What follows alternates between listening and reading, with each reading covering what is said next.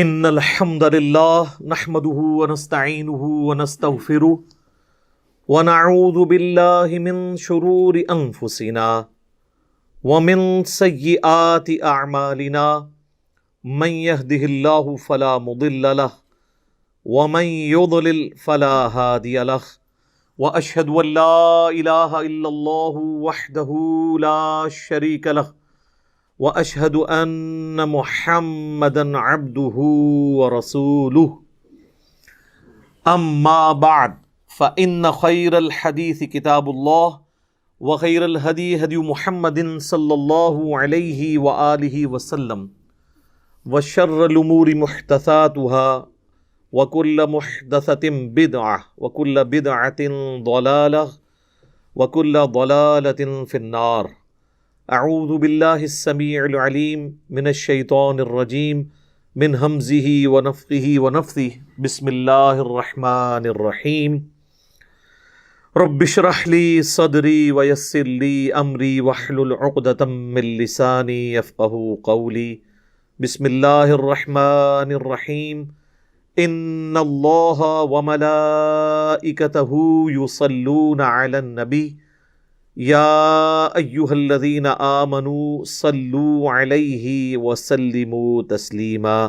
اللہم صل علی محمد وعلی آل محمد کما صلیت علی ابراہیم وعلی آل ابراہیم انک حمید مجید. اللہم بارک علی محمد وعلی آل محمد كما باركت على إبراهيم وعلى آل إبراهيم إنك حميد مجيد. اللهم ربنا آتنا في الدنيا حسنة وفي الآخرة حسنة وقنا عذاب النار. ربنا آتنا من لدنك رحمة وهيئ لنا من أمرنا رشدا. لا الہ الا انت سبحانک انی کنت من الظالمین. حسبنا اللہ ونعم الوکیل. یا حی یا قیوم برحمتک استغیث ولا حول ولا قوة الا باللہ العلی العظیم. آمین. الحمدللہ آج 29 نومبر 2020 کو سنڈے کے دن قرآن کلاس نمبر 56 میں ہم انشاءاللہ تعالی سورہ آل عمران کی آیت نمبر 153 سے آنورڈ سٹارٹ کریں گے. اعوذ باللہ من الشیطان الرجیم. بسم اللہ الرحمن الرحیم.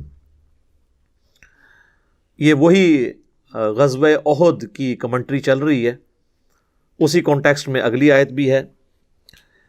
اذ تصعدون ولا تلوون على احد والرسول يدعوكم في اخراكم.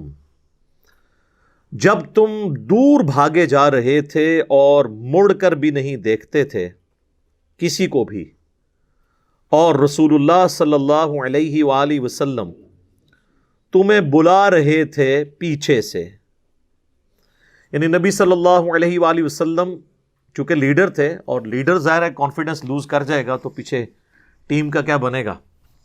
آپ صلی اللہ علیہ وآلہ وسلم اس بھگ دڑ میں جو غزوہ احد کی فتح جو ہے وہ شکست میں جب بدل گئی، آپ کے قدم نہیں لڑکھڑائے، آپ پیٹھ پھیر کر نہیں بھاگے، بلکہ آپ اپنی جگہ پر رہے اور باقی لوگوں کو بھی کہتے تھے کہ میرے ساتھ آؤ.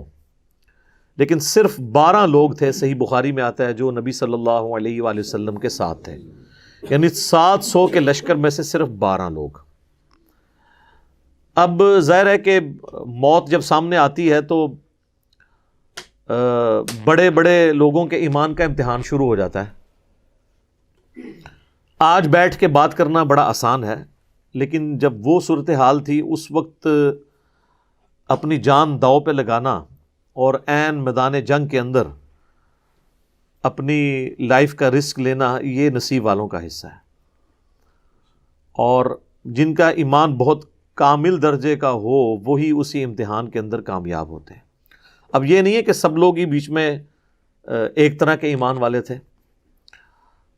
ظاہر ہے کہ ایمان کے بھی درجے ہیں. ہم سے بہرحال بہت بہتر ہے جن کو رسول اللہ صلی اللہ علیہ وآلہ وسلم کی صحبت نصیب ہوئی. ہم جب کبھی ان کے ایمان میں آپس میں فرق کرتے ہیں تو ان کے اعتبار سے کرتے ہیں، اپنے اعتبار سے نہیں. لیکن وہیں پر اللہ تعالیٰ کے کامل الایمان لوگ بھی موجود تھے. صحیح بخاری اور صحیح مسلم دونوں میں آتا ہے، سہل ابن سعد الساعدی جو سابقون الاولون میں سے ہیں، بدری اصحاب میں سے، وہ کہتے ہیں کہ اللہ کی قسم میں جانتا ہوں کہ احد کے دن جب نبی صلی اللہ علیہ وآلہ وسلم کو زخم لگا تو کون آپ کے زخموں کو دھوتا تھا اور کس نے آپ کی مرہم پٹی کی اس میدان جنگ میں. ظاہر ہے کہ وہ سب سے زیادہ تو کفار کا جو زور تھا وہ اسی بات پہ تھا کہ آپ صلی اللہ علیہ وآلہ وسلم کو نقصان پہنچایا جائے. تو آپ علیہ السلام کے ساتھ آخری وقت تک جو لوگ رہے وہ انہی لوگوں نے ہی مرہم پٹی کرنی تھی میدان جنگ کے اندر. تو وہ کہتے ہیں کہ مولا علی رضی اللہ تعالیٰ عنہ ایک ڈھال میں پانی لے کر آئے، یہ بخاری مسلم کے الفاظ ہیں، اس کو الٹا کر کے برتن بنا لیا، اور سیدہ فاطمہ جو ہیں وہ اس پانی کو لے کے نبی علیہ السلام کا وہ زخم دھوتی تھی، جو بخاری مسلم میں ہے کہ آپ کے یہ 4 دانت شہید ہو گئے نیچے والے.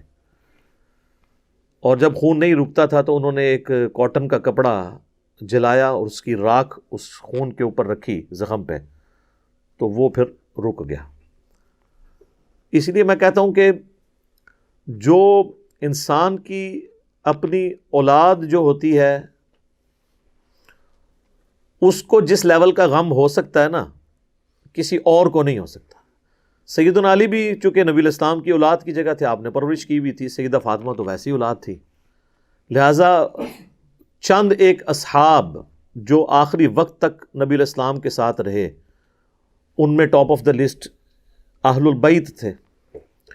اہل البیت کے علاوہ بھی صحیح بخاری میں آتا ہے انس بن نضر رضی اللہ تعالیٰ عنہ، جب یہ بھاگ دوڑ مچی تو اب کئی اصحاب جو بڑے یعنی دلیر تھے، سعد ابن معاذ، یعنی کتنی یہودیوں کے خلاف انہوں نے جنگیں لڑی ہوئی تھیں زمانہ جاہلیت میں، وہ بھی پیٹ پھیر کے بھاگ رہے تھے. تو انس ابن نضر ان کو روک رہے تھے، اور وہ اکیلے آگے جا کے کافروں کے لشکر میں گھس گئے. صحیح بخاری کے الفاظ ہیں، اور انہوں نے کہا کہ میں تو احد کے میدان میں سے جنت کی خوشبو پا رہا ہوں. اور کئی کافروں کو انہوں نے جہنم واصل کیا، اور اینڈ پہ خود بھی شہید ہوئے. اور بخاری کے الفاظ ہیں کہ ان کے جسم پہ اتنے زخم لگے تھے کہ ان کی شناخت بھی نہیں ہو رہی تھی. اور صحابہ کہتے ہیں جب ہم نے زخم گنے تو 80 سے زیادہ زخم ان کے پورے جسم پہ لگے ہوئے تھے، جس میں چہرہ بھی بگڑ چکا تھا. یہ اکثر لوگ کہتے ہیں نا جی کہ فلانے دا موت وقت چہرہ بگڑ گیا. چہرہ بگڑنے سے کیا ہو جاتا ہے؟ جنگوں کے اندر صحابہ کے مسلے ہوئے ہیں، ناک کان آنکھیں تک نکالی گئی ہیں. وہ تو آخرت کی زندگی کا تعلق ہے. دنیا میں کسی کا چہرہ بگڑ گیا، کسی کی لاش کے چیتھڑے اڑ گئے، اس سے یہ تو نہیں ہوا کہ وہ کوئی مطلب اولیاء اللہ میں سے نہیں ہے. ضروری ہے اولیاء اللہ وہی ہوں جو پوری زندگی آپ کو تو درباروں میں بھیجتے رہیں، اور آخری وقت میں جب بیمار ہوں تو آغا خان میں داخل ہوں، وہاں پہ مہنگا علاج کروائیں، اور اس کے بعد وہ کہتے ہیں جی چہرہ بڑا نورانی سیدھی لگتا ہے ستے نے. ظاہر ہے کوئی عام بندہ بھی آپ نے اس کو کبھی سوئی ہوئی حالت میں تو نہیں دیکھا ہوتا. مجھے بتائیں جتنی بھی سیلیبریٹیز ہیں، چاہے علماء میں سے ہوں یا کوئی اور، ان کو آپ نے کبھی سوئی ہوئی حالت میں دیکھا ہے؟ یا جب وہ تازہ تازہ نہا کے نکلتے ہیں تو آپ نے کبھی دیکھا ہے؟ وہ تو اب کسی بندے کو بھی نہلائیں اور اس کو پیارے سا اس کو کنگھی شنگی کر دیں اور اس کا چہرہ صاف کریں تو وہ لگتا ہے کہ لگتا سی اینجی ستے ہیں، تو اینجی لگنا ہے. اس میں کیا مطلب تعلق ہے؟ عجیب لوگ، وہ اسی طرح وہ جس کو بھی آپ دیکھیں اسی طرح ہی لگتا ہے. ٹھیک ہے جی، چہرہ نورانی تھا، ظاہر ہے وہ اب نلا دھلا کے آپ نے ان کو رکھا ہے تو وہ اس طرح ہی نظر آئیں گے. ہاں ایک 1.5-2 ہفتہ پیارا ہے دو بار تے پھر پتہ لگ جائے گا کہ کو نورانی ہے. تو بس یہ صرف باتیں بنی ہیں. تو انس بن نضر رضی اللہ تعالیٰ عنہ کی لاش کو ان کی بہن نے پہچانا، ان کے جسم میں ایک تل تھا اس کے ذریعے، بس وہ تل انہوں نے لوکیٹ کیا، ادروائز نہ چہرہ پہچانا جاتا تھا. 80 سے زیادہ زخم تھے اور وہ شہید ہوئے. اسی طریقے سے صحیح بخاری میں آتا ہے کہ حضرت سعد ابن ابی وقاص، جنہیں سعد ابن مالک کہا جاتا ہے، ان کو حضور علیہ السلام دعائیں دے رہے تھے کہ سعد تجھ پہ میرے ماں باپ قربان، تو تیر چلا. اور مولا علی کہتے ہیں میں نے اپنی زندگی میں سعد ابن مالک، جنہیں سعد ابن ابی وقاص بھی کہتے ہیں، ان کے سوا کسی اور شخص کے لیے نہیں حضور سے سنا کہ میرے ماں باپ تجھ پہ قربان. اسی طریقے سے صحیح بخاری میں آتا ہے سیدنا طلحہ جو تھے وہ اپنے ہاتھوں کے اوپر تیروں کو روک رہے تھے، ان کا ایک ہاتھ شل ہو گیا تھا. حضرت ابو طلحہ جو انس ابن مالک کے والد تھے، والد نہیں کہنا چاہیے باپ تھے، کیونکہ انس ابن مالک کی ماں نے انس ابن مالک کے باپ کے مرنے کے بعد ان سے شادی کر لی تھی، ام سلیم نے. ام سلیم وہی صحابی ہیں جو بخاری مسلم میں آتا ہے حضور کا پسینہ جمع کرتی تھی خوشبو کے طور پہ. تو ان کے جو خامن تھے ابو طلحہ، وہ بھی حضور کے ساتھ آخری وقت تک ڈٹے رہے اور تیر چلاتے رہے، اور نبی علیہ السلام کی انہوں نے حفاظت کی. اللہ تعالیٰ نے ایک ذریعہ بنایا ظاہر ہے. تو یہ لوگ بھی موجود تھے کہ جو آخری وقت تک ڈٹے رہے. لیکن اسی میں ظاہر ہے مس ہینڈلنگ بھی ہوئی. صحیح بخاری میں ہی آتا ہے کہ اہل مصر میں سے ایک شخص مدینہ شریف آتا ہے حج کے موقع پر، مکہ یا مدینے میں، اور وہ کہتا ہے کہ جی تم میں جو کوئی بڑا شیخ ہے میری ملاقات ان سے کرواؤ اصحاب میں سے. تو لوگ ایک شخصیت کی طرف اشارہ کرتے ہیں، عبداللہ بن عمر کی طرف. تو وہ عبداللہ بن عمر سے کہتا ہے کہ حضرت مجھے یہ بتائیے، یہ صحیح بخاری میں 2-3 جگہ پہ یہ حدیث موجود ہے. سورہ آل عمران کی تفسیر میں بھی لے کے آئے ہیں امام بخاری، غزوہ احد والے چیپٹر میں بھی لے کے آئے ہیں، حضرت عثمان غنی کے فضائل والے چیپٹر میں بھی لے کے آئے ہیں. اس پہ میرا الگ سے ایک کلپ بھی ہے سیدنا عثمان سے متعلق 3 جھوٹ. تو صحیح بخاری کے الفاظ ہیں کہ عبداللہ بن عمر سے وہ شخص کہتا ہے کہ حضرت یہ بتائیں کہ کیا غزوہ احد کے دن حضرت عثمان جو ہے وہ میدان جنگ چھوڑ کر بھاگ گئے تھے؟ عبداللہ بن عمر نے فرمایا ہاں ایسا ہی تھا.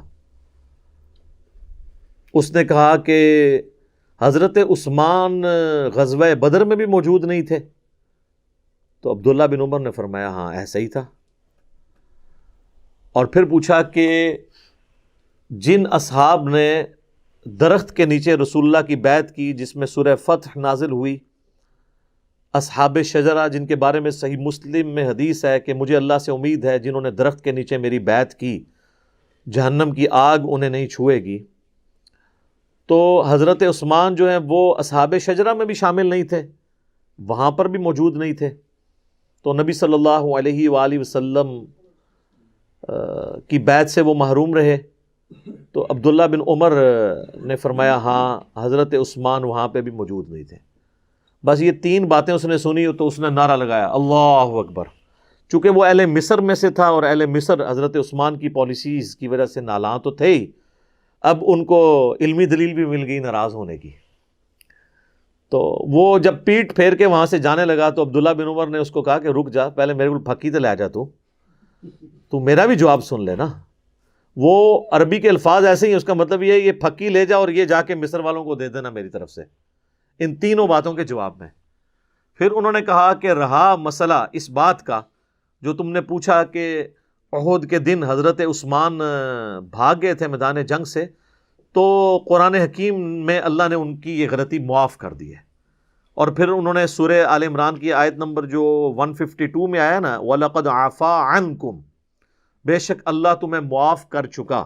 ایک یہ آگے چل کے پھر ایک اور آیت آئے گی اسی کانٹیکسٹ کے اندر، وہ آیت بھی انہوں نے تلاوت کی اور انہوں نے کہا کہ چونکہ اللہ تعالیٰ نے اب معاف کر دیا ہے لہٰذا اب تمہیں اس معاملے میں کوئی ہرزہ سرائی کرنے کی ضرورت نہیں ہے. یہ آیت بھی میں آپ کو بتا دیتا ہوں.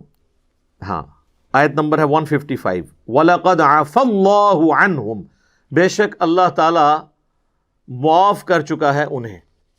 جتنے لوگ تھے، وہ صرف حضرت عثمان کو سنگل آؤٹ کرنا غلط ہے، اور لوگ بھی تھے. تو چونکہ یہ تو ہوگی معافی. پھر انہوں نے کہا تو نے بدر کے بارے میں پوچھا کہ بدر میں حضرت عثمان شامل نہیں تھے، تو اس کی وجہ یہ تھی کہ وہ نبی صلی اللہ علیہ وآلہ وسلم کی اجازت کی وجہ سے شامل نہیں ہوئے تھے کیونکہ نبی صلی اللہ علیہ وآلہ وسلم کی جو بیٹی تھی سیدہ رقیہ سلام اللہ علیہا، وہ حضرت عثمان کے عقد میں تھیں اور وہ اس وقت سخت بیمار تھیں، تو نبی صلی اللہ علیہ وآلہ وسلم نے حضرت عثمان کو ان کی تیمارداری کے لیے حکم دیا کہ تم میدان جنگ میں نہ ہو، تم اپنی بیوی کی دیکھ بھال کرو، تیمارداری کرو۔ اور پھر بخاری کے الفاظ ہیں، عبداللہ بن عمر کہتے ہیں کہ نبی صلی اللہ علیہ وآلہ وسلم نے حضرت عثمان کو باوجود اس کے کہ وہ غزوہ بدر میں شامل نہیں تھے بدری اصحاب میں شمار کیا، حتیٰ کہ جب مال غنیمت بانٹنے کی باری آئی تو حضرت عثمان کو بھی مال غنیمت میں سے حصہ دیا، حالانکہ وہ جنگ میں نہیں تھے، تاکہ یہ چیز انشور ہو جائے کہ وہ بدری اصحاب میں سے۔ ظاہر ہے صحابہ بدر کی تو ایک فضیلت ہے،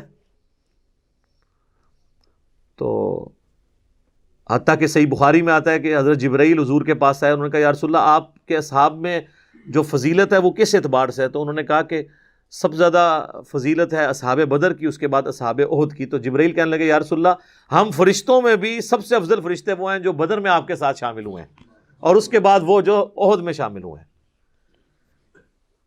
صلاۃ بر محمد وآل محمد اللہم صلی علی محمد وعلی آل محمد، یعنی حضور کی نسبت ہے الحمدللہ۔ تو انہوں نے کہا کہ عبداللہ بن عمر نے اس کے جواب میں کہا کہ بھئی وہ تو بدری اصحاب میں شامل ہیں۔ رہا تیسرا مسئلہ ہے جو تم نے کہا کہ صلح حدیبیہ کے موقع پر اصحاب شجرہ میں وہ شامل نہیں تھے، تو واللہ اس دن عثمان سے زیادہ معزز شخص ہی کوئی نہیں تھا، کیونکہ حضور علیہ السلام نے انہیں اپنا سفیر بنا کے اہل مکہ کی طرف بھیجا تھا، اور جب عثمان رضی اللہ تعالیٰ عنہ کی قتل کی افواہ مشہور ہو گئی تو حضور نے جو موت پہ بیعت لی تھی عثمان کے لیے تو لی تھی، وہ سب سے زیادہ معزز تھا اس دن، اور حضرت عثمان وہاں پہ موجود نہیں تھے، تو حضور نے اپنا دایاں ہاتھ بلند کر کے کہا کہ یہ عثمان کا ہاتھ ہے، اور اپنے بائیں ہاتھ پہ مارتے ہوئے کہا کہ میں اس کی بیعت بھی لیتا ہوں۔ اچھا آپ دیکھیں حضور نے ساتھ ساتھ وہ ایشوز سارے کل کیے ہیں جس کی وجہ سے کوئی بعد میں تان کر سکتا تھا۔ اصحاب بدر میں شمار کیا تو مال غنیمت میں بھی حصہ دیا تاکہ وہم نکل جائے۔ یہاں پر بھی اصحاب شجرہ میں وہ شامل نہیں تھے، لیکن یہ چیز لوگ بھول گئے کہ اصحاب شجرہ کی جو بیعت موت پہ ہوئی تھی وہ حضرت عثمان کے قتل کے بدلے کے لیے ہوئی تھی۔ جس شخص کے قتل کے بدلے کے لیے بیعت لی جا رہی ہوتی ہے تو وہ تو سب سے زیادہ معزز ہوتا ہے، کیونکہ بیعت اس کی وجہ سے ہو رہی ہے۔ پھر بھی حضور نے کیا کہا کہ عثمان موجود نہیں ہے، یہ ہاتھ عثمان کا ہاتھ ہے اور میں اس کی بیعت لیتا ہوں۔ تو حضور نے اپنے ہاتھ کو حضرت عثمان کا ہاتھ قرار دے کے ان کی بیعت لی۔ یہ تینوں فضائل حضرت عثمان کے بیان کر کے ان تینوں اعتراضات کے جواب میں حضرت عبداللہ بن عمر نے اس مصری شخص سے کہا کہ جانا اور اہل مصر کو یہ بھی ساتھ دے دینا، یعنی یہ پھکی ہوئی لہجہ جسدا کوئی علمی آزما خراب ہوئے تو انہوں پھکی ہوئی دیں کہ اگر وہ حضرت عثمان کے اوپر کوئی تان کرے۔ بہرحال یہ یعنی ایک بڑا مشکل وقت تھا غزوہ احد کا۔ پھر بعد میں جب تھوڑے سے مسلمان سنبھلے تو صحیح بخاری میں آتا ہے کہ 80 کے قریب اصحاب تھے جو نبی علیہ السلام کے ساتھ پہاڑی پہ چڑھ گئے، اور کافروں نے پھر نیچے سے آواز لگائی کہ ہاں بھی تم میں محمد موجود ہیں، تو نبی علیہ السلام نے فرمایا کسی نے جواب نہیں دینا، ٹھیک ہے۔ پھر اس نے ابو سفیان نے دوسری آواز لگایا کہ تم میں ابن ابی قحافہ یعنی حضرت ابو بکر موجود ہیں، تو آپ نے فرمایا جواب نہیں دینا۔ تو پھر اس نے تیسری آواز لگائی تم میں ابن خطاب یعنی حضرت عمر موجود ہیں، تو آپ نے فرمایا جواب نہیں دینا۔ خیر اس کے بعد اس نے نازیبہ کلمات کچھ استعمال کیے رسول اللہ کے لیے، تو پھر حضرت عمر سے رہا نہیں گیا، تو حضرت اس نے کہہ دیا کہ تم سارے مر کھپ گئے ہو، تو حضرت عمر اپنی زبان پہ کنٹرول نہیں رکھ سکے، انہوں نے کہا کہ تمہارے جو مقتولین ہیں وہ جہنم میں اور ہمارے مقتولین جنت میں۔ اور پھر اس نے نعرہ لگایا، ابو سفیان نے، صحیح بخاری کے الفاظ ہیں، اس نے کہا کہ آج تو حبل اعلیٰ ہوا ہے، تو حضور نے فرمایا اب اس کی بات کا جواب دو، چونکہ اس نے توحید کو چیلنج کیا ہے نا، تو تم کہو کہ اللہ اعلیٰ ہے، اللہ اعلیٰ۔ تو پھر اس نے کہا کہ آج جو ہے وہ عزا ہمارا پشت پناہ ہے، یعنی ان کا جو دیوی تھی، تو حضور نے فرمایا تم کہو کہ تمہارا کوئی مولا نہیں ہے اور اللہ ہمارا مولا ہے، یعنی توحید کے اوپر جب کلام ہوا تو نبی علیہ السلام نے کہا اس کا جواب دو، جب آپ کی اپنی ذات کے اوپر ہوا تو آپ نے اس سے صرف نظر کیا۔ بہرحال ایک یعنی اس اعتبار سے مسلمانوں کے لیے تو ایک تکلیف دہ چیز تھی، حضور علیہ السلام کا زخم اور پھر آپ کا شہادت کی افواہ مشہور ہو جانا جو ہم پچھلی دفعہ سن چکے، حتیٰ کہ پھر قرآن میں آیات نازل ہوئی کہ اگر نبی علیہ السلام فوت ہو جائیں یا جنگ میں شہید کر دیے جائیں تو تم اپنے دل سے الٹے قدم پھر جاؤ گے؟ تو یعنی نبی علیہ السلام نے تو دنیا سے ایک نہ ایک دن جانا ہے، لیکن اللہ کا دین، توحید اور آپ کے عقائد تو قیامت تک کے لیے باقی رہنے ہیں۔ تو کیونکہ ہر ذی روح کو موت کا ذائقہ تو چکھنا ہے۔ اسی دوران حضرت مصعب بن عمیر بھی شہید ہوئے، اور ان کے جسم پہ صحیح بخاری میں الفاظ ہیں ایک چادر تھی،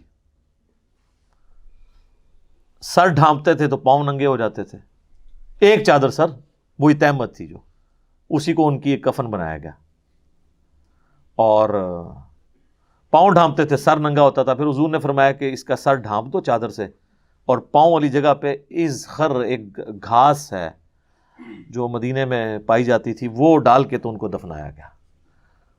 اور یہ اتنی تکلیف دہ چیز تھی صحابہ کے لیے کہ بعد میں جب رومن اور پرشین امپائر گری ہیں اور صحابہ نے یعنی خوشحالی کا دور دیکھا ہے، سپر پاور ہونا انجوائے کیا ہے، تو وہ ان چیزوں کو بھلاتے نہیں تھے۔ صحیح بخاری میں حدیث ہے کہ عبد الرحمن بن عوف روزے کی حالت میں تھے، افطاری کا وقت قریب آیا تو ان کے لیے جب کھانا لا کے سامنے رکھا گیا تو انہوں نے غزوہ احد کو یاد کرنا شروع کر دیا، کتنی پرانی بات، اور کہا کہ اللہ کی قسم مصعب بن عمیر مجھ سے افضل تھا، لیکن احد کے موقع پہ جب ہم دفنا رہے تھے تو چادر بھی پوری نہیں تھی ہمارے پاس، وہ اسی قصب پرسی میں گیا، ہم اسے کفن بھی نہیں دے سکے، غربت کا ہمارا یہ عالم تھا۔ اور پھر کہا کہ حمزہ بن عبد المطلب وہ مجھ سے افضل تھے، لیکن وہ احد میں شہید ہو گئے۔ اور پھر کہنے لگے کہ ہم لوگ پیچھے بچ گئے ہیں، ہمیں تو یہ ڈر لگا رہتا ہے کہ وہ تو اللہ کی جنتوں میں پہنچ کے کہیں ایسا نہ ہو کہ اللہ نے جو آخرت میں ہمیں دینا ہے ہمیں دنیا میں نہ دے دیا ہو، کیونکہ وہ لوگ تو کامیاب دنیا سے چلے گئے، اور ہمارے لیے اللہ تعالیٰ نے دولت کے خزانے کھول دیے۔ اور پھر رونا شروع کر دیا، حتیٰ کہ وہ تابعین کہتے ہیں کہ حضرت عبد الرحمن بن عوف نے کھانا بھی اس دن نہیں کھایا، افطاری یعنی سامنے رکھی ہوئی تھی، وہ کھانا بھی بھول گئے۔ صحیح بخاری اور مسلم میں آتا ہے حضرت ابو ہریرہ کے بھی سیم اسی طرح کا واقعہ، ان کے سامنے ایک بھنی ہوئی بکری لا کے رکھی گئی، ان کا حضور تو پوری زندگی اس حالت میں رہے کہ آپ پہ فاقے تھے اور ہم لوگ یہ کھا رہے ہیں، تو انہوں نے وہاں کھائے بغیر ہی وہاں سے اٹھ کے۔ اور پھر صحیح بخاری مسلم کے الفاظ ہیں، حضرت ابو ہریرہ کہا کرتے تھے کہ رسول اللہ نے ہمیں فرمایا تھا ان قریب دنیا کے خزانے تم پہ کھول دیے جائیں گے، مجھے یہ خطرہ نہیں تم میرے بعد بھوکے مرو، لیکن مجھے یہ خطرہ ہے کہ دنیا کے دہانے تم پر کھول دیے جائیں گے مال و دولت کے، اور پھر تم دنیا کی محبت میں ایک دوسرے کو قتل کر کے تباہ و برباد ہو جاؤ گے جس طرح اگلے لوگ۔ اور پھر کہا کہ مجھے لگتا ہے کہ رسول اللہ صلی اللہ علیہ وآلہ وسلم جو کہہ کے گئے تھے آج دنیا کے خزانے ہم پر کھول چکے ہیں، محنتیں ان کی تھیں اور آج تم ان کا پھل کھا رہے ہو۔ تو وہ ہر وقت اس چیز کو انالائز کرتے تھے، کیونکہ احد کے شہداء پہ تو وہ خطبہ ہے بخاری اور مسلم کا کہ نبی صلی اللہ علیہ وآلہ وسلم نے اپنی وفات سے ایک مہینہ پہلے، عقبہ بن عامر کہتے ہیں کہ غزوہ احد کے شہداء پہ دوبارہ سے نماز جنازہ پڑھی 8 سال کے بعد، 3 ہجری میں غزوہ احد ہوا تھا،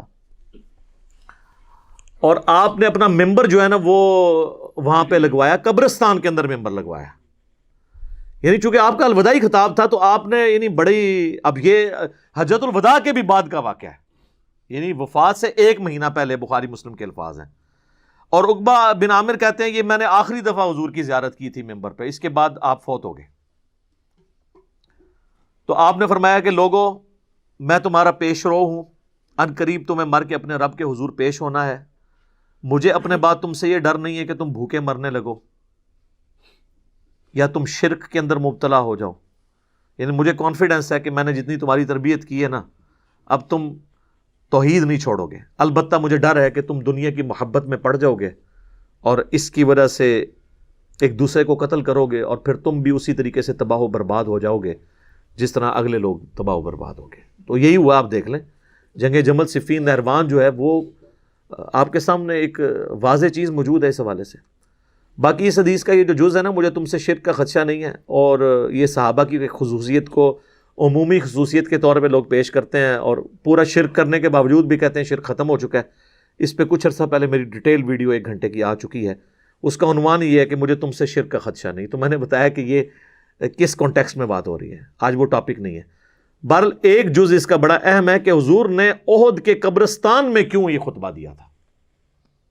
اس کی کئی ایک وجوہات تھی. نمبر 1، احد کے قبرستان میں وہ لوگ دفن تھے جنہوں نے اسلام کا گولڈن پیریڈ نہیں دیکھا تھا، اسلام کی قربانیوں کا وقت دیکھا تھا، اور ان کی قربانیوں کی وجہ سے مستقبل میں مسلمانوں نے سپر پاور بننا تھا.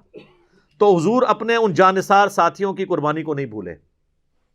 نمبر 2، احد کے میدان میں اگرچہ رسول اللہ موجود تھے، پھر بھی نبی علیہ السلام کی نافرمانی کرنے کے سبب اللہ نے فتح کو شکست میں بدل دیا تھا.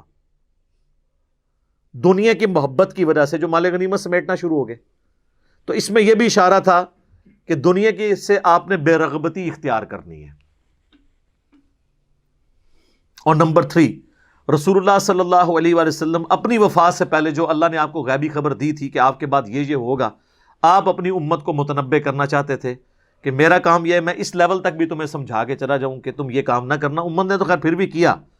ظاہر ہے کہ امت میں تو یہ خرابیاں آنی تھی، ظاہر آخرت کا دن بھی اللہ نے رکھا ہوا ہے. لیکن حضور نے اپنا فرض ادا کیا. جس طرح نبی علیہ السلام نے فرمایا کہ بندے کے کفر اور اسلام کے درمیان فرق نماز ہے، تو آپ یہی کہہ سکتے تھے نا. اب یہ امت نے نماز پڑھنی ہے نا، امت کے حصے کی نمازیں تو حضور نے نہیں پڑھنی نا، وہ تو امت نے خود ہی پڑھنی ہے. تو آپ تو صرف متنبع کر سکتے ہیں، وعید سنا سکتے ہیں. آپ کا سٹیٹس بھی یہ ہے، انذار کرنے والے ہیں آپ.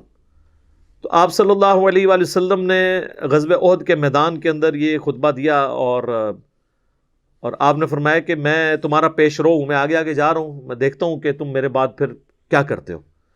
بس پھر جو کچھ بعد میں ہوا اور آج تک امت کر رہی ہے وہ آپ کے سامنے ہے. بار دنیا کی محبت اس امت کا ایک فتنہ ہے. جامعہ ترمذی میں حدیث ہے، ہر امت کا کوئی نہ کوئی فتنہ ہے، میری امت کا فتنہ مال ہے. تو غزوہ احد کے ساتھ بڑی یادیں وابستہ تھی مسلمانوں کی. اچھا، لوگ بعد میں قادسیہ اور یرموک کو تو یاد کرتے ہیں اس اعتبار سے کہ ظاہر ہے کہ وہ ایک بڑی جنگیں تھی. رومن امپائر کے خلاف فیصلہ کن جنگ یرموک تھی 636 عیسوی کے اندر. آج چل رہی ہے 2020 عیسوی، اور اسی سال اینڈ میں نومبر دسمبر کے مہینے میں جنگ قادسیہ ہوئی تھی جو پرشین امپائر کے خلاف تھی. تو دونوں سپر پاورز ان جنگوں میں گر گئیں. لیکن مزے کی بات آپ دیکھیں، لوگ ان جنگوں کو تو یاد کرتے ہیں، لیکن اس چیز کو کیوں بھلا دیتے ہیں کہ ان جنگوں تک پہنچنے کے لیے جو ایفرٹس تھیں وہ تو بدر و احد کے اندر ہوئی ہوئی ہے نا.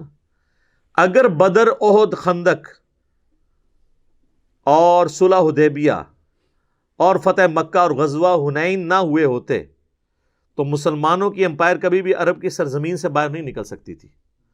انہی جنگوں کی وجہ سے مسلمانوں کی دھاک عرب کے لوگوں پہ بیٹھی اور وہ لوگ گروہ در گروہ دین میں داخل ہوئے، اور پھر بعد میں انہوں نے وقت کی سپر پاورز کو الٹا.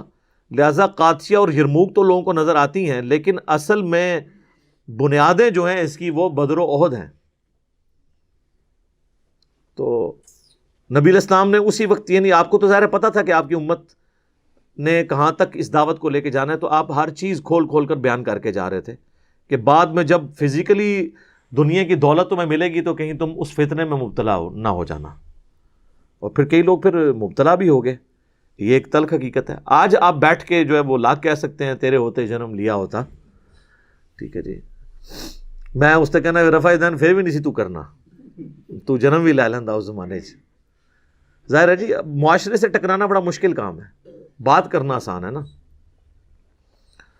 تو اس پہ ایک میرا کلپ بھی ہے، تیرے ہوتے جنم لیا ہوتا، جس میں میں نے وہ صحیح مسلم کی حدیث بیان کی تھی. آپ صحیح مسلم میں جا کے نا غزوہ خندق والا چیپٹر کھول لیں تو آپ کو یہ حدیث مل جائے گی. حذیفہ ابن یمان رازدار رسول، جو حضور علیہ السلام کے قریبی ساتھیوں میں سے بھی تھے، ان کے سامنے چند تابعین نے کہا کہ حضرت کتنے آپ خوش نصیب ہیں، حضور کا آپ نے دور پایا ہے، کاش ہم بھی اس زمانے میں ہوتے تو جس طرح آپ نے حضور کے ساتھ جنگیں کیں، آپ کے ساتھ مل کے آپ نے دین کا کام کیا، ہم بھی کرتے۔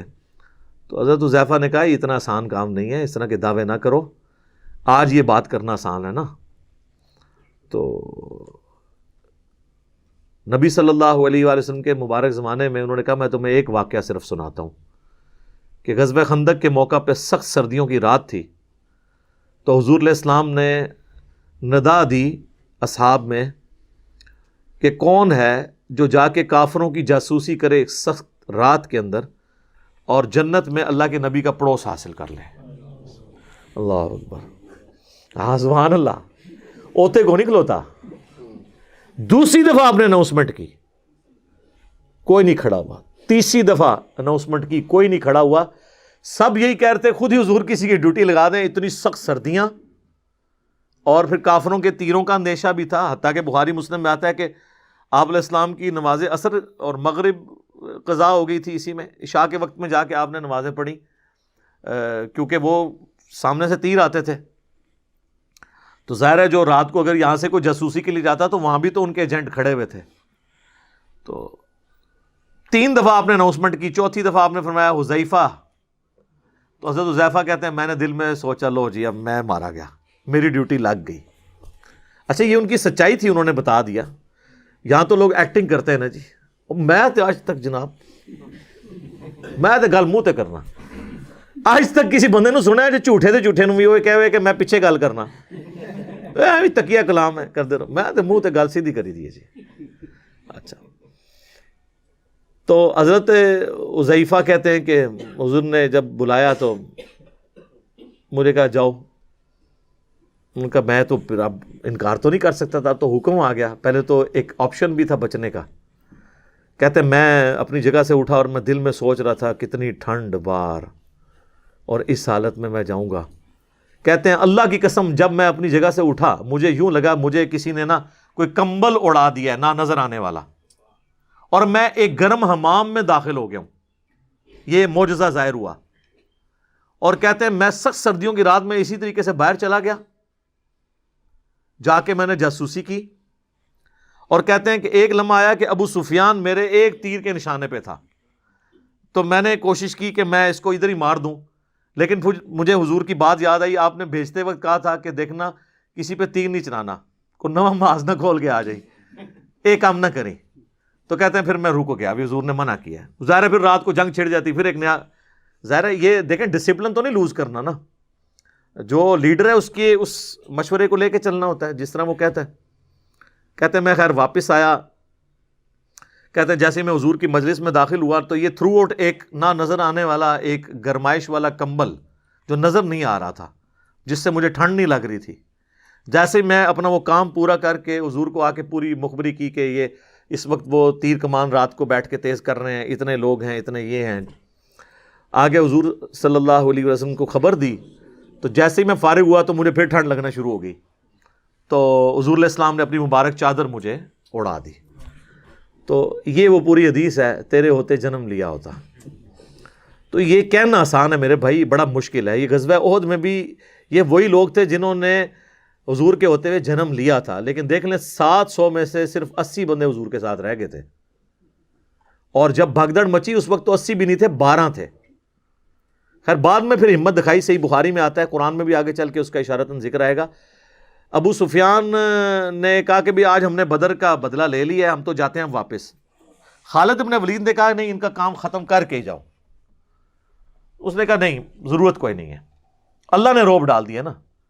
پھر حضور علیہ السلام نے 80 کے قریب اصحاب، جن میں حضرت ابوبکر، عمر، عثمان و علی اور صحابہ بھی موجود تھے، ان کا لشکر کافروں کے پیچھے روانہ کیا۔ یہ بھی خطرہ تھا کہ یہ یہاں سے چلے جائیں، پھر آدھے راستے سے واپس آ جائیں، پھر اٹیک کر دیں۔ پیچھے بھیجنے کا تھا کہ ان پہ ڈیٹرنس بھی رہے، اور وہی ڈیٹرنس رہی، اور نبی علیہ السلام کی اس آواز کے اوپر لبیک کہا انہوں نے۔ اور حضرت عبداللہ ابن زبیر جو تھے نا، ان کی خالہ رکھتی تھی نا سیدہ عائشہ، تو حضرت عائشہ حضرت عبداللہ ابن زبیر کی ہمت بندھانے کے لیے کہا کرتی تھیں کہ تمہارے دونوں باپ جو تھے نا حضور کی اس آواز کے اوپر لبیک کہنے والے تھے، دونوں باپ کون؟ پھر انہوں نے نام بھی بتایا کہ حضرت زبیر اور حضرت ابو بکر، کیونکہ عبداللہ ابن زبیر کے جو والد تھے وہ زبیر تھے اور نانا جو تھے وہ ابو بکر تھے. حضرت عائشہ کی بڑی بہن اسما بنت ابی بکر کے بیٹے تھے نا عبداللہ ابن زبیر. تو یعنی کامل الایمان مومن بھی تھے اپنی جگہ. بہرحال حضور علیہ السلام کو اس میں جو ہے وہ بعد میں آگے چل کے آیات بھی آ جائیں گی کہ آپ نے اب بھی ان کے ساتھ صرف نظر کرنا ہے، آپ نے ان کے ساتھ سخت رویہ نہیں رکھنا. اللہ نے ان کو معاف کیا ہے اور یہ آپ کی نرمی ہے کہ یہ آپ کے گر جمع ہے. ٹھیک ہے، وہ آیات بھی آگے چل کے آ جائیں گی. تو یہ میں نے ساری تمہید اس لیے باندھی تاکہ آپ کو یہ بات سمجھ آ جائے. اذ تصعدون ولا تلوون على احد والرسول يدعوكم في اخراكم، جب تم دور بھاگے جا رہے تھے اور مڑ کر بھی کسی کی طرف نہیں دیکھتے تھے جبکہ رسول اللہ تمہیں اپنی طرف بلا رہے تھے پیچھے سے. فاصابكم غما بغم لكي لا تحزنوا على ما فاتكم ولا ما اصابكم، پس اللہ نے تمہیں غم پر غم پہنچایا تاکہ تم غمگین نہ ہو اس بات پر جو تم سے جاتی رہی اور نہ اس مصیبت پر جو تمہیں پہنچی. اسی آیت کے تحت وہ شعر کہا گیا نا، مشکلیں پڑی اتنی کہ آساں ہو گئیں. غم پر غم اللہ نے ڈالا. شکست کا غم تھا نا، اس غم کو بھلانے کے لیے اس سے بڑا غم ان پہ ڈال دیا کہ حضور کی قتل کی افواہ مشہور ہو گئی.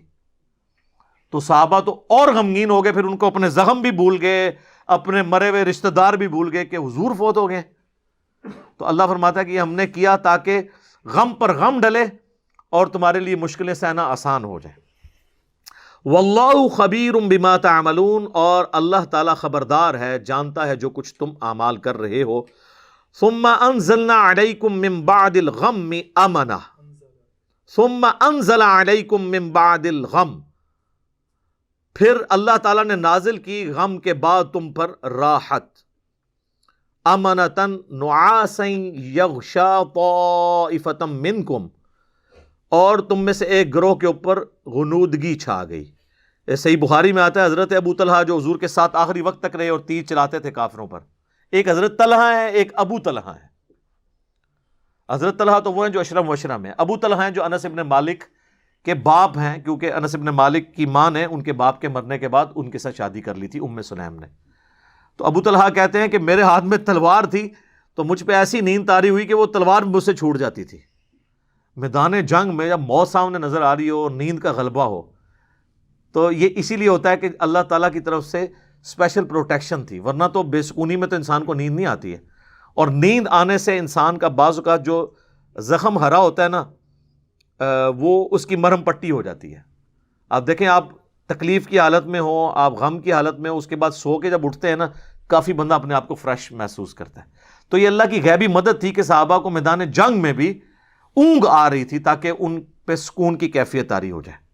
یہ اللہ کی طرف سے طاری ہوگی. وَطَائِفَةٌ قَدْ أَهَمَّتْهُمْ أَنفُسُهُمْ، اور تم میں ایک جماعت ایسی تھی جسے اپنی جان کا فکر پڑا ہوا تھا، یعنی منافقین. يَظُنُّونَ بِاللَّهِ غَيْرَ الْحَقِّ، وہ اللہ کے بارے میں بدگمانی کر رہے تھے. ظَنَّ الْجَاهِلِيَّةِ، عہد جاہلیت کا جو گمان تھا وہ کر رہے تھے. اس میں اسپیسیفکلی تو وہ منافقین ہیں جو 300 کا لشکر لے کے عبداللہ ابن ابی الگ بھی ہو گیا تھا، اور بعض جو کمزور ایمان والے مسلمان تھے وہ بھی اس سسٹم کا حصہ بن گئے. یقولون هل لنا من الامر من شیء، وہ کہنے لگے کیا ہمارا بھی کوئی دخل ہے اس مسئلے میں، کو ہمارا بھی مشورہ مانا جائے گا. قل ان الامر کلہ للہ، اے نبی فرما دیجئے اختیار تو سارے کا سارا اللہ کے پاس ہے. یعنی وہ مشورہ ان کا یہی تھا منافقین کا، جو اس وقت تک تو مسلمان ہی سمجھے جا رہے تھے، کہ مدینہ شریف کے اندر رہتے ہوئے ہمیں جنگ کرنی چاہیے، باہر نکل کے نہیں کرنی چاہیے. چونکہ حضور علیہ السلام اکثریت کی رائے کا احترام کرتے تھے تو اس لیے پھر آپ نے باہر نکل کے جنگ کی، جو میں نے پچھلی ویڈیوز کے اندر تعارف میں غزوہ احد کے بتایا تھا. تو وہ اس چیز کو جو کہ طے ہو چکی تھی رسول اللہ کی طرف سے، ایک لیڈر کی طرف سے، وہ پیغمبر بھی تھے، اس کو پھر دوبارہ سے موضوع بحث بنا رہے تھے. اور اللہ تعالیٰ فرماتا ہے یخفون فی انفسہم ما لا یبدون لک، چھپائے ہوئے تھے وہ اپنے دلوں میں جو تم پہ ظاہر نہیں کرتے تھے. یقولون لو کان لنا من الامر شیء، اور کہتے ہیں کہ اگر ہمارا بھی کوئی اس کام میں دخل ہوتا، ہمارا بھی کوئی مشورہ مانا جاتا، ما قتلنا ہا ہنا، تو ہم یہاں پر اس بے دردی سے قتل نہ ہوتے۔ قتل تو خیر وہ کوئی نہیں ہوئے، ہم سے مراد انہوں نے اپنے رشتہ داروں کو لیا کہ یہ لوگ تو یہاں پہ قتل نہ ہوتے اگر ہمارا مشورہ مانا جاتا۔ حالانکہ یہ ایٹیچیوڈ بالکل غلط ہے۔ صحیح مسلم میں تقدیر والے چیپٹر میں، کتاب القدر چیپٹر میں آخری حدیث یہ ہے، حضرت ابو ہریرہ کو حضور نے نصیحت کی تھی صلی اللہ علیہ وآلہ وسلم، اے ابو ہریرہ، اپنے لیے جو نفع مند چیز ہے اس کے لیے کوشش کرو، سستی نہ کرنا اور کاہلی نہ کرنا، پوری ایفرٹ پٹ کر دینا۔ اس کے باوجود اگر تمہارے خلاف نتیجہ نکلے تو کبھی یہ نہ کہنا کہ میں یہ کر لیتا تو یہ ہو جاتا، میں وہ کر لیتا تو وہ ہو جاتا۔ یہ اگر مگر شیطان کا دروازہ کھول دیتا ہے۔ اور اس میں یہ بھی الفاظ ہیں کہ سستی نہ کرنا، کاہلی نہ کرنا، اور اس کے بعد اللہ سے مدد طلب کرنا۔ پھر بھی تمہارے خلاف رزلٹ آئے، پھر یہ نہ کہنا کہ اگر یہ کر لیتا تو یہ ہو جاتا، تو وہ کر لیتا تو وہ ہو جاتا، پھر کہنا جو اللہ کی مرضی وہ یہی ہونا تھا۔ لیکن یہ نہیں ہے کہ ایک بندہ خالی پیپر دے آئے اور دعائیں کرواتا رہے، اس طرح نہیں۔ سستی نہ کرنا، کاہلی نہ کرنا، اور اپنے لیے نفع مند چیز کے لیے زور لگا دینا پورا۔ تو اسی طریقے سے جب ایک لیڈر نے ایک ڈیسیژن کیا، اس کے بعد اگر کوئی اس کے رزلٹ غلط نکلے ہیں تو اس پہ یہ نہیں کہنا چاہیے، جبکہ وہ لیڈر بھی رسول اللہ ہوں صلی اللہ علیہ وآلہ وسلم، جن کو اللہ کی طرف سے وحی کی تائید بھی حاصل ہو۔ حضور کو تو خیر پہلے بھی بتا دیا گیا تھا۔ صحیح بخاری میں حدیث ہے، نبی علیہ السلام فرماتے ہیں میں نے خواب میں دیکھا کہ میں نے یوں تلوار لہرائی ہے تو اس کا اگلا حصہ ٹوٹ گیا ہے، تو میں نے اس کی تعبیر کی ہے کہ احد میں ہمیں تکلیف پہنچے گی، اور پھر میں نے دوبارہ تلوار لہرائی تو وہ اپنی اصلی حالت میں واپس آ گئی، تو اس کی تعبیر میں نے کی ہے کہ اس تکلیف کے بعد پھر اللہ تعالیٰ ہمیں راحت دے دے گا۔ ظاہر ہے کہ پھر الٹیمیٹلی شکست جو ہے وہ فتح شکست میں بدلی، اور پھر شکست سے دوبارہ سے سروائیول تو کم از کم ہو گئی، اگرچہ کئی انصاری اصحاب جو ہیں وہ شہید ہوئے، مدینے کا کوئی گھر نہیں بچا تھا جس میں میت نہ ہو۔ ایک غم کا عالم تو تھا۔ مہاجرین میں سے بھی حضرت حمزہ بن عبد المطلب، ان کا غم ہی رسول اللہ کے لیے بہت بڑا تھا۔ وہ آپ کے بھائیوں کی جگہ بھی تھے اور چچا بھی تھے، دودھ پیتے، رضاعت کا رشتہ بھی تھا ان سے، بھائی والا بھی، آرمی چیف بھی تھے بدر میں بھی، احد کے اندر بھی، تو حضور کے لیے وہ بھی غم بہت تھا۔ حضرت حمزہ بن عبد المطلب کا غم اتنا بڑا غم تھا کہ صحیح بخاری میں ایک پورا چیپٹر ہے غزوہ احد کے چیپٹر کے اندر نا، اس کا عنوان ہی ہے حضرت حمزہ بن عبد المطلب کی شہادت، اور اس میں وہ لمبی حدیث ہے وحشی کے بارے میں۔ دو تابعین جو ہے وہ وحشی کو ملنے کے لیے جاتے ہیں، وہ شام میں شفٹ ہو چکے ہوتے ہیں، اور ان سے جا کے حضرت حمزہ کا قتل کے بارے میں پوچھتے ہیں۔ تو وحشی بتاتے ہیں کہ جی میری یعنی ڈیوٹی لگائی گئی تھی جبیر بن مطعم کی طرف سے۔ خیر وہ جبیر بن مطعم بعد میں وہ بھی مسلمان ہو گئے، وہ بھی صحابی ہیں۔ اور ہند جو بیوی تھی ابو سفیان کی، اس نے اپنے باپ کا، بھائیوں کا بدلہ لینا تھا، تو وہ کہتے ہیں میں ایک پتھر کے پیچھے چھپ گیا اور میں انتظار میں رہا کہ میں موقع ملتے ہی، سامنے آ کے وہ نہیں لڑا، اس نے چھپ کے جو ہے نا وہ نیزے کا وار کیا، اور وہ کہتے ہیں ناف والی جگہ پہ میں نے نیزہ مارا اور وہ آر پار ہو گیا، اس کی وجہ سے حضرت حمزہ کی ڈیتھ ہو گئی۔ اور پھر کہتے ہیں میں جب مسلمانوں کو اللہ نے غلبہ دیا تو میں مکہ بھی چھوڑ کے، یعنی فتح مکہ کے بعد طائف چلا گیا۔ طائف میں نے سکونت اختیار کر لی، تو بالآخر طائف میں بھی اسلام پہنچ گیا، وہاں کے قبائل نے بھی اسلام قبول کر لیا، چاروں ناچار میرے پاس کوئی حل نہیں تھا۔ تو مجھے میرے ساتھیوں نے کہا کہ رسول اللہ معاف کرنے والے ہیں، تم حضور کے سامنے پیش ہو، اللہ تعالیٰ تمہاری غلطی معاف کر دے گا۔ تو میں بھی ان لوگوں کے ساتھ چلا گیا۔ اب وہ نبی علیہ السلام کے سامنے پیش ہوئے، صحیح بخاری کے الفاظ ہیں کہ نبی علیہ السلام نے پوچھا واشی، کہا یا رسول اللہ واشی ہوں۔ قاتل حمزہ، کہا یا رسول اللہ۔ آپ امیجن کریں، آپ فرمایا کہ واشی تیرا جو یہ عذر ہے میں اس اعتبار سے اسلام قبول کرتا ہوں، لیکن کیا تم یہ کر سکتے ہو کہ مجھے اپنی شکل دوبارہ نہیں دکھانی؟ اچھا یہ حضور کا ہی حوصلہ تھا، ادروائز تو اس کا گھاٹا اترنا چاہیے تھا، ٹھیک ہے، کیونکہ اب جب کہ غلبہ اسلام کا ہو گیا اس کے بعد اسلام قبول کرنا، لیکن حضور کی شفقت تھی۔ لوگ اگلے جملے کو تو دیکھتے ہیں کہ حضور نے کہا مجھے شکل نہیں دکھانی، اور وہ یعنی سمجھتے ہیں کہ شاید حضور نے سختی کی ہے یا ایک فنیٹک اپروچ ہے، ایسا نہیں ہے۔ آپ دیکھیں کسی کی جان بخشی ہو گئی ہے، یہ چھوٹی بات ہے۔ تو اس پہ میں اکثر جملہ بولا کرتا ہوں کہ چچا سے زیادہ انسان کو اپنی اولاد سے محبت ہوتی ہے۔ قاتلین حسین جو ہیں، قاتلین حسن ہیں، ان کے ساتھ قیامت کے دن رسول اللہ کا کیا ایٹیچیوڈ ہوگا ایز کمپیئر ٹو قاتلین حمزہ ابن عبد المطلب۔ کوئی شخص دنیا میں کہہ سکتا ہے کہ جی مجھے اپنے چچا سے اپنی اولاد سے بھی بڑھ کے محبت ہے، تو اس کا تو ذہنی توازن بگڑا ہو تو لادہ بات ہے، یا جھوٹ بول رہا ہوگا۔ تو یہ کربلا جو ہے یہ کوئی چھوٹی چیز نہیں میرے بھائیوں، اور اس سے یہ بھی پتہ چلا کہ غم کبھی بھی ہلکا نہیں ہوتا۔ فتح مکہ کے بھی بعد کی یہ بات ہے، یعنی حضرت حمزہ کی شہادت کو کم از کم 5 سال تو گزر چکے تھے۔ 3 ہجری میں غزوہ احد ہوئی ہے اور 8 ہجری میں فتح مکہ، اس کے بھی بعد کا واقعہ ہے یہ، 8 کا بھی ہو سکتا ہے 9 کا بھی، چلو کم از کم بھی 5 سال۔ کسی نے حضور کو مشورہ نہیں دیا کہ سوگ تو 3 دن تک ہوتا ہے، لیکن یہ سوگ حمزہ نہیں تھا، یہ غم حمزہ تھا۔ ہم اختلاف کرتے ہیں سوگ حسین سے، غم حسین تو قیامت تک جاری رہے گا، جس میں یہ پیٹنے والا ماتم والا معاملہ نہ ہو، بلکہ حسین علیہ السلام کی اس دعوت کو یاد کیا جائے۔ خیر حضرت وحشی کہتے ہیں، ظاہر ہم تو ان کا احترام سے نام لیں گے، صحابی تو ہیں، وہ کہتے ہیں کہ مجھے پوری زندگی اس بات کا غم تھا اور میں اللہ سے دعا کرتا تھا کہ اللہ مجھ سے نہ کوئی بڑا کام کروانا ہے۔ تو بخاری کے الفاظ ہیں، وہ کہتے ہیں جب مسیلمہ کذاب نے دعوی نبوت کیا تو میں نے اللہ سے دعا مانگی کہ اللہ میں نے اسلام کے سب سے بہترین شخص کو قتل کیا تھا، یعنی حمزہ کو، اس میں کوئی شک نہیں ہے، میرا تو اجتہاد ہے۔ اگر حضور کی وفات کے وقت حضرت حمزہ زندہ ہوتے نا تو پہلا خلیفہ حضرت حمزہ نے بننا تھا، کیونکہ خلفۂ راشدین جب موجود تھے، جب تک خلیفہ راشد نہیں وہ بنے تھے ابو بکر عمر عثمان و علی، ان کی موجودگی میں بھی حضور نے اپنا آرمی چیف حضرت حمزہ کو بنایا ہوا تھا۔ بدر میں حضرت ابو بکر عمر عثمان و علی میں سے تو کوئی نہیں تھا حضور کی طرف سے آرمی چیف، یا حضور ظاہر ہے حضور علیہ السلام کو تو میدان جنگ میں وہ نہیں آنے دیتے تھے، خیمہ پیچھے لگاتے تھے۔ احد میں تو چونکہ کافر آپ کے خیمے تک پہنچ گئے نا، اس لیے پھر آپ کو فرنٹ سے لیڈ کرنا پڑا، ادروائز بدر و احد میں آپ خود آگے جا کے نہیں لڑے ہیں۔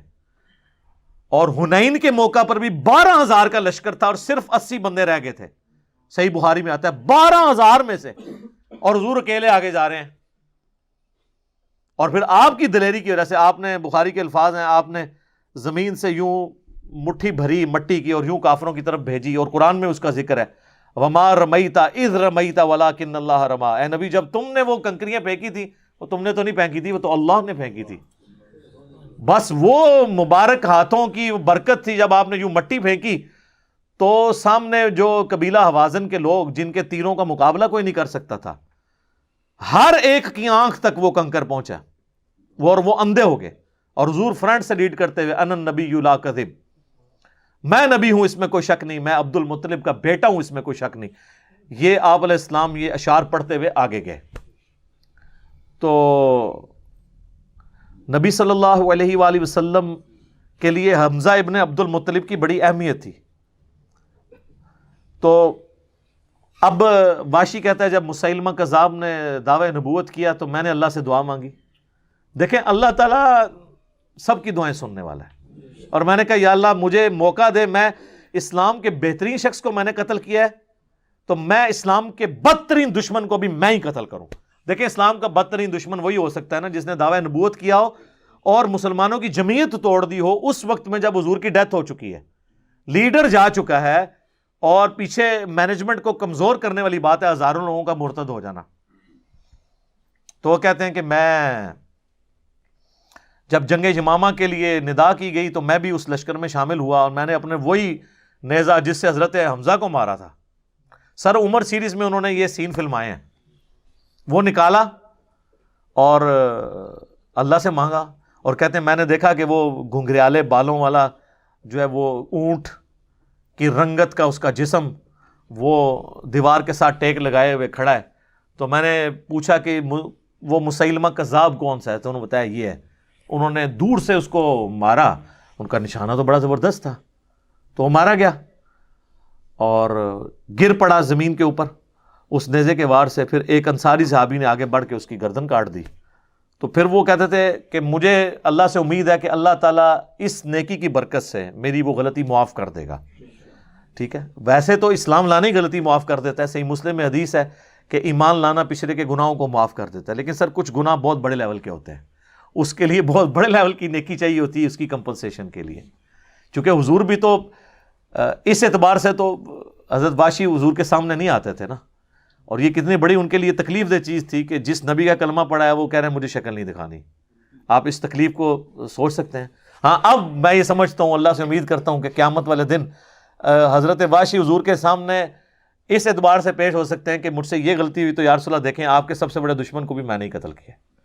تو یہ بہت بڑی سعادت ان کو ملی. رضی اللہ عنہم اجمعین وعلیہم السلام. صلاۃ بر محمد وآل محمد. اللہم صلی علی محمد وعلی آل محمد واصحابہ اجمعین الی یوم الدین. تو بات یہاں پہ پہنچی تھی کہ وہ کافر کہہ رہے تھے کہ وہ جو منافقین تھے کہ اگر ہم لوگ میدان جنگ میں نہ جاتے تو یوں قتل تو نہ ہوتے، یعنی ہمارے ساتھی. قل لو کنتم فی بیوتکم، اے نبی ان سے فرماؤ اگر تم اپنے گھروں میں بھی ہوتے نا، لبرز الذین کتب علیہم القتل الی مضاجعہم، اگر تمہاری موت لکھی ہوئی ہوتی نا تو تم خود گھروں سے نکل کر اپنی مقتل گاہوں کی طرف آ جاتے، کھچے چلے آتے اپنی موت کی جگہ پر. لہٰذا یہ ایکسکیوز نہیں ہے کہ ہم وہاں جاتے نا تو نہ مرتے. سورۃ النساء میں آیا تم اپنے آپ کو مضبوط قلعوں میں بھی بند کر لو نا، موت تمہیں وہاں بھی آ کر رہے گی. موت کو کون ٹال سکتا ہے؟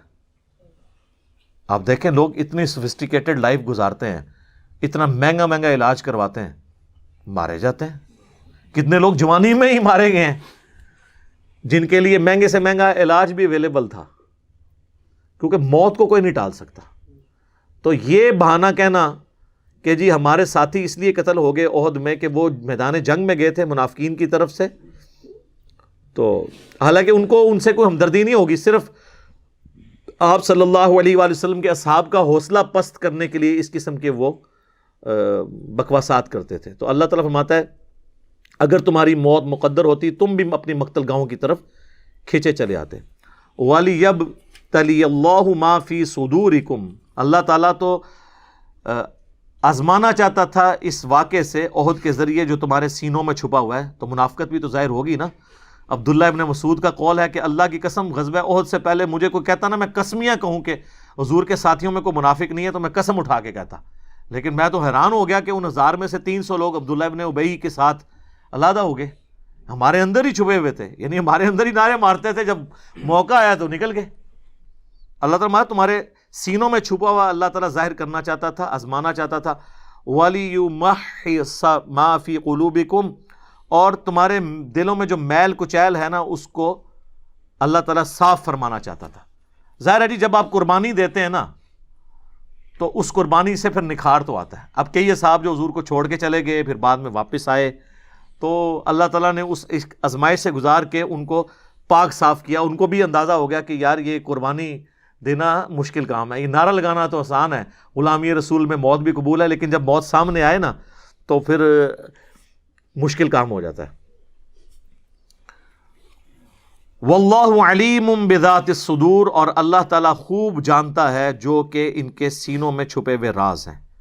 ان الذین تولوا منکم یوم التقى الجمعان، بے شک تم میں سے وہ لوگ جو کہ پیٹھ پھیر گئے تھے اس دن جس دن کے کافروں اور مسلمانوں کی جنگ ہوئی تھی، یعنی غزوہ احد دونوں لشکر آمنے سامنے ہوئے تھے. انما استزلهم الشیطان، تو شیطان نے انہیں پھسلا دیا تھا، ببعض ما کسبوا، ان کے اپنے ہی بعض اعمال کے سبب. ظاہر ہے کہ انسان میں بعض اوقات کمزوریاں ہوتی ہیں، یہ مکافات عمل والی بات بھی ہے. اچھا یہ جو آیت ہے نا اسی کے کانٹیکسٹ میں حضرت عثمان کا وہ واقعہ لے کے آئے ہیں امام بخاری، جو اہل مصر میں سے ایک شخص آیا تھا جو میں نے شروع میں وہ حدیث بیان کی، وہ اس آیت کے کانٹیکسٹ میں، کیونکہ اس کے ساتھ آیا وَلَقَدْ عَفَى اللَّهُ عَنْهُمْ، بے شک اللہ تمہیں معاف کر چکا ہے، انہیں معاف کر چکا. ان اللہ غفور حلیم، بے شک اللہ تعالیٰ بخشنے والا ہے اور حلم فرمانے والا ہے، یعنی بخشش بھی کرتا ہے، حلم ہے، اس کی برداشت ہے، انسان کو ڈھیل بھی دیتا ہے، غلطیوں کے اوپر فوراً پکڑ نہیں فرماتا۔ تو اس میں ایک اہم بات آئی ہے کہ شیطان نے پھسلا دیا تھا ان لوگوں کو اس دن ان کے بعض اعمال کے سبب۔ ظاہر ہے کہ اعمال سے ہی انسان کا ایمان مضبوط ہوتا ہے، اور اعمال کی کوتاہی کی وجہ سے ہی ایمان کمزور ہوتا ہے۔ صحیح مسلم میں ایک بڑی لمبی حدیث ہے، اس کے اینڈ پہ آتا ہے، حدیث قدسی ہے کہ اللہ تعالیٰ فرماتا ہے کہ اے میرے بندے، اگر تجھے کوئی نیکی کی توفیق ہو تو اسے میری طرف منسوب کرنا کہ اللہ نے مجھے توفیق دی، اور اگر کوئی تکلیف پہنچے یا کوئی برائی سرزد ہو تو یہ کہنا کہ یہ میرے اپنے اعمال کی شامت ہے، اللہ کی طرف اسے منسوب نہ کرنا۔ ہمیں یہ ایٹیچوڈ سکھایا گیا ہے۔ یہاں پہ بھی اللہ تعالیٰ نے فرمایا کہ تمہارے اعمال کی سبب، تمہارے اعمال کی کمزوریوں کی سبب تمہارا ایمان چونکہ کمزور ہوا، اس لیے تم اس وقت میدان جنگ چھوڑ گئے۔ لیکن میں یہ بتا رہا ہوں کہ غزوہ احد کی ناکامی نے مستقبل کی درجنوں فتوحات کی بنیاد ڈالی، اسی لیے اللہ نے 60 آیات کے اندر پوری کمنٹری کی ہے اور بتایا کہ تم سے کہاں پہ ڈسپلن لوز ہوا، کیا غلطی ہوئی، آئندہ ایسے نہیں کرنا۔ یہی وجہ ہے کہ اس کے بعد پھر مسلمان کو جنگ ہارے نہیں ہیں۔ احد کے بعد آپ دیکھ لیں، خندق ہوئی ہے، مسلمانوں کو فتح، صلح حدیبیہ واضح فتح، غزوہ فتح مکہ واضح فتح، غزوہ حنین واضح فتح، اس کے بعد پھر نبی علیہ السلام کی وفات کے بعد جو جنگیں ہوئی ہیں، جتنی بھی بیٹل فیلڈز ہوئی ہیں، قادسیہ اور یرموک سے ریلیٹڈ، چھوٹی اور پھر بڑی یہ جنگیں، سب مسلمانوں کو فتح ہوئی۔